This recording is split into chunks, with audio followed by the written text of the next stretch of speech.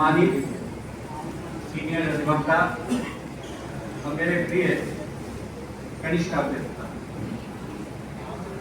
आज मुझे जो सौभाग्य प्राप्त हुआ है, मैं कुछ कहने से पूर्व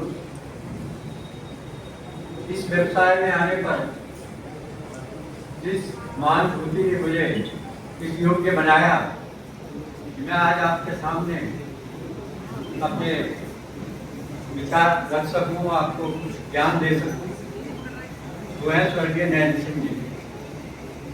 वो भी डीजीसी रेवेन्यू रहे हैं, इस बार में प्रेसिडेंट भी रहे हैं, बहुत लंबे समय तक देखेंगे आप सेक्रेटरी भी रहे हैं, चौधरी नैन सिंह।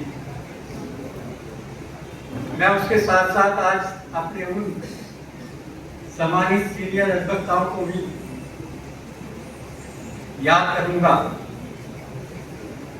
जिनसे मुझे मार्गदर्शन मिला। उसमें रेवेन्यू साइड के हमारे बीच के बहुत सारे सम्मानित हमारे सीनियर अधिवक्ता जा चुके हैं हमारे बीच से, पर उनका आशीर्वाद आज भी मेरे साथ। मेरे सम्मानित क्योंकि वो चकबंदी में देहरादून में आए थे, इसके साथ साथ सिविल में जब मैं गया तो सम्मानित सदस्यों, रेवेन्यू का वकील सिविल में जाकर कैसे सफलतापूर्वक वकालत करता है, इसके लिए बहुत सारे हमारे सीनियर अधिवक्ता थे जिनका आशीर्वाद मुझे मिला, जिन्हें मैं आज भी याद करता हूँ। आर.के. गुप्ता, एन.एन. गोयल, मौर्य साहब और हमारे आर.आर. अग्रवाल और भी हमारे साथी जो मेरे समकक्ष थे, जिन्होंने मुझे हमेशा साथ दिया। एक सरकारी वकील को सफल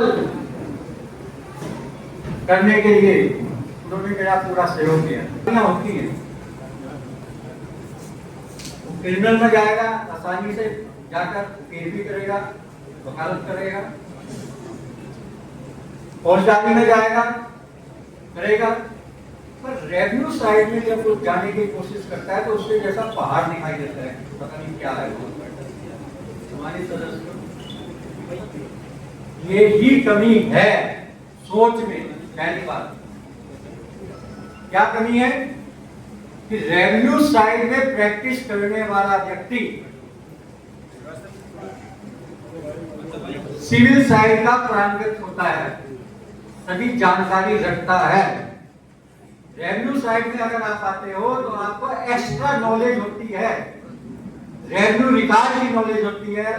रेवेन्यू मार्गदर्शन दे दिया जाए तो आप कभी भी इससे महसूस नहीं करेंगे कि रेवेन्यू साइड में प्रैक्टिस करना हमारे लिए थोड़ा सा डिफिकल्ट है। वो आपके लिए आसान हो जाएगा जब आप इसकी बेसिक बात समझ जाए। सम्मानित सदस्यों, मेरे जूनियर अधिवक्ता साथियों, हमारे बीच में हमारे समकक्ष अरुण सक्सेना जी भी बैठे हैं, धर्मवीर देवी जी भी बैठे हैं। सब अच्छी तरह रेवेन्यू लॉ को जानते हैं और प्रैक्टिस कर रहे हैं, व्यवसाय चला रहे हैं। तो ऐसा कोई मत अपने मन में लाए कि हम रेवेन्यू साइड पे प्रैक्टिस नहीं कर सकते, हमें ज्यादा कठिनाई आती है। उसके लिए आपको समझना है, बड़ा सिंपल है। देखिए, रेवेन्यू साइड के अंदर भारतवर्ष एक कृषि प्रधान देश है। सरकार से वंचित अधिकारों से योग्य बनाया जाए, इसी को ही रेवेन्यू लॉ कहते हैं। और इसी कारण ही, इसी उद्देश्य की पूर्ति के लिए रेवेन्यू लॉ बना है।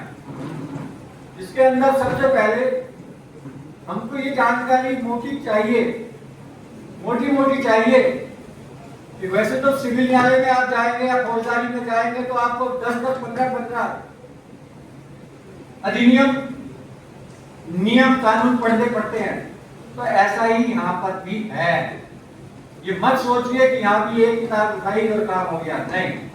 यहाँ भी अब देखे जाए तो 17, 18, 19 कानून है इसकी हमको नॉलेज होनी चाहिए, तभी हम रेवेन्यू साइड में प्रैक्टिस कर पाएंगे और अपनी समस्याओं का हल कर पाएंगे। सबसे पहले 1901 हमारा एक एक्ट बना जिसको हम कहते हैं रेवेन्यू भू राजस्व अधिनियम 1901। बहुत पहला 1901 का है। आज कितने साल हो गए इसको बने। देखिए कितना महत्वपूर्ण कानून बना होगा जिसमें आज तक कोई अमेंडमेंट नहीं हुए, जिसके एक्ट की परिभाषा बदलती हो, एक्ट का उद्देश्य बदलता हो। तो ऐसा कानून जो बन के गया, जो आज भी है, और मैं आपको अवगत करा दूं कि यही कानून है जिसके तहत हमारे सारे राजस्व अधिकारी जो हैं अधिकार प्राप्त करते हैं, उनकी नियुक्ति होती है। ईएम, एसडीएम जो भी है, तहसीलदार, अपर तहसीलदार, कमिश्नर, बोर्ड ऑफ रेवेन्यू, इसी कानून के तहत बनाए जाते हैं, इसी कानून के तहत उन्हें अधिकार प्राप्त होते हैं। तो जब हम राजस्व अधिनियम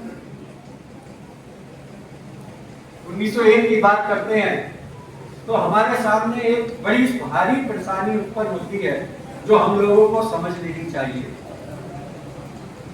देखिए 1901 को जो कानून बना वो पूरे उत्तर प्रदेश, हम तो उस समय उत्तर प्रदेश में थे, अधिनियम है ये 2 हिस्सों में बट गया। पर हमारे नए अधिवक्ता जो आ रहे हैं उनको पता ही नहीं लगता कि भाई कौन सी किताब लें, कौन सी हम करें, उसमें तो धाराएं। आप जो नई किताब है मैं आपको बता सकता हूं कि मैं खोजबीन करके लाया हूं जो आपकी जानकारी में बहुत जरूरी है।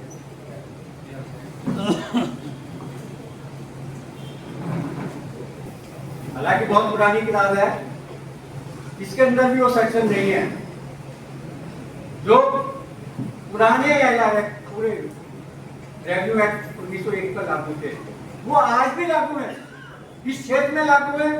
अभी जो हमारा सब्जेक्ट है, इसलिए मैं आपको प्रकाश डालता हूँ कि नॉन जेडे एरिया, जिसको हम नॉन जेडे कहते हैं, मैं समझाऊंगा आपको क्या है नॉन जेडे।